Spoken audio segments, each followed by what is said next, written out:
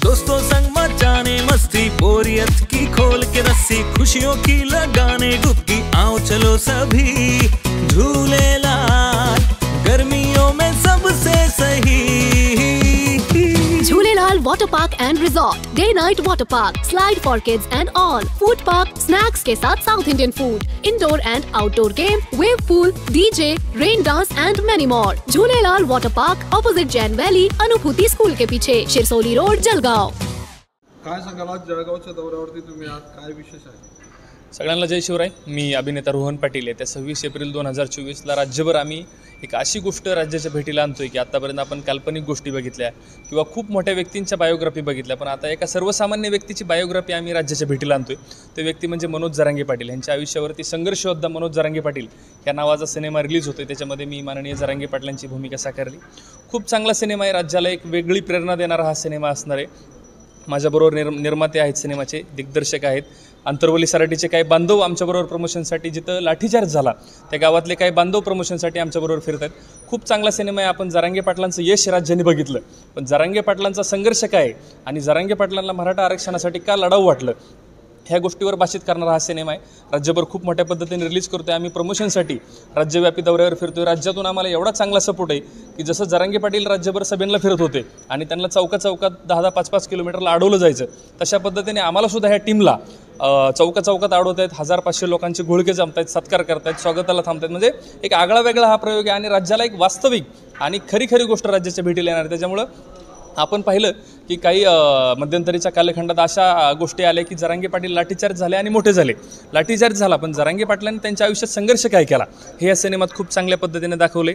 मीडियाच्या बांधवांनाही मला विनंती करायची की जरांगे पाटलांच्या आयुष्यामध्ये पत्रकार बांधवांचं खूप महत्त्वाचं योगदान ठरलं, तसं हा सिनेमाही जरांगे पाटलांच्या आयुष्यावरती, त्याच्यामुळे ह्या सिनेमालाही आपल्या माध्यमातून सहकार्य होईल आणि एक चांगली गोष्ट राज्याच्या भेटीला येईल आणि ती कंप्लीट झालेली 26 एप्रिलला मोठ्या पद्धतीने रिलीज करतो। कारण आपण पाहतो की हल्लीच्या कालखंडामध्ये लोक स्वतःसाठी संघर्ष करतात, पण जरांगे पाटील समाजासाठी संघर्ष करतात आणि तो संघर्ष कशा प्रकारे केला हे ह्या चित्रपटात दाखवले। आशा करतो की राज्यातली सगळी जनता हा सिनेमा बघेल।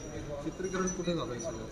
ह्याचं शूटिंग आम्ही सगळे खरे लोकेशन वापरले। कदाचित पहिली अशी बायोग्राफी असेल की त्याचे सगळे लोकेशन खरेत, अंतरवली सराटीचं स्टेज असेल किंवा जरांगे पाटलांचं घर असेल किंवा त्याही पूर्वी त्यांनी उपोषण आंदोलन केलेले ज्या जागा असतील, जी गावं असतील, ती खरी लोकेशन वापरली आणि अंतरवली सराटीमध्ये ज्या जागेवर जरांगे पाटील बसतात त्या जागेवरती मी त्यांच्या आसनावरती बसलो।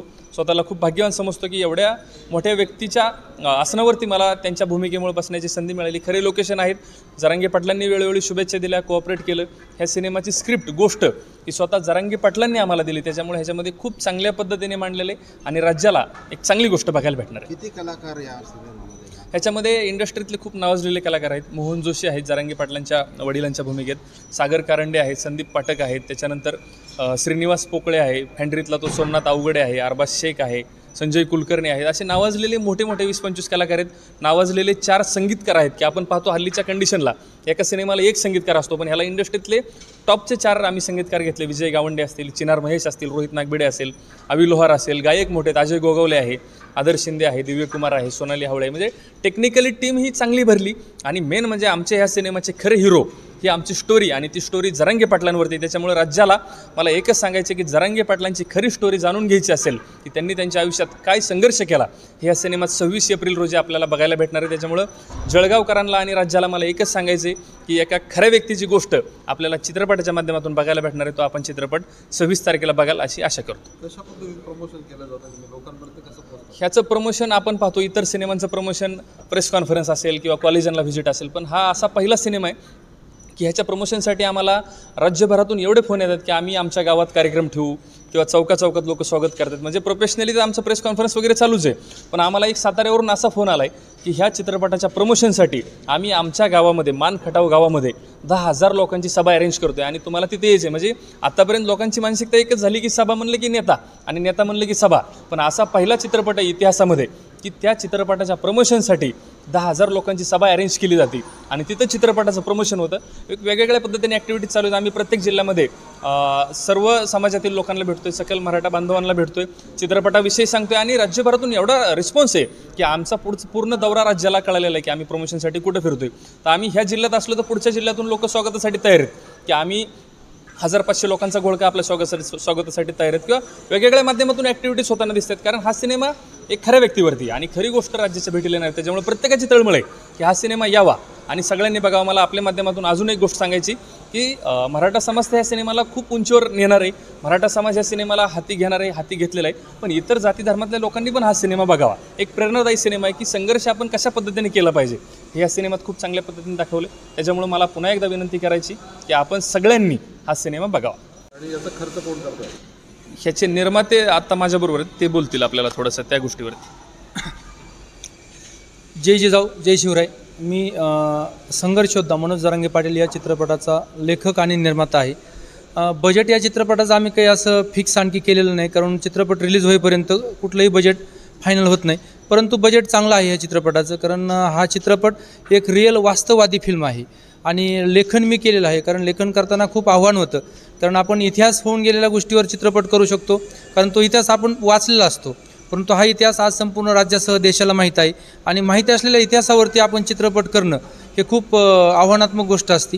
परंतु जरांगे पाटलांच्या माध्यमातून आम्हाला ती स्क्रिप्ट मिळाली, त्यांचं मार्गदर्शन भेटलं, त्यांचे काही सहकारी आहेत आमच्याबरोबर, त्यांचं काय मार्गदर्शन भेटलं आणि ह्या मार्गदर्शनाच्या आधारावरती ती स्क्रिप्ट तयार झाली आणि खूप उत्कृष्ट असा चित्रपट झाला आहे. एकच सांगेल एक लेखक म्हणून, एका प्रामाणिक माणसाचा संघर्ष आहे.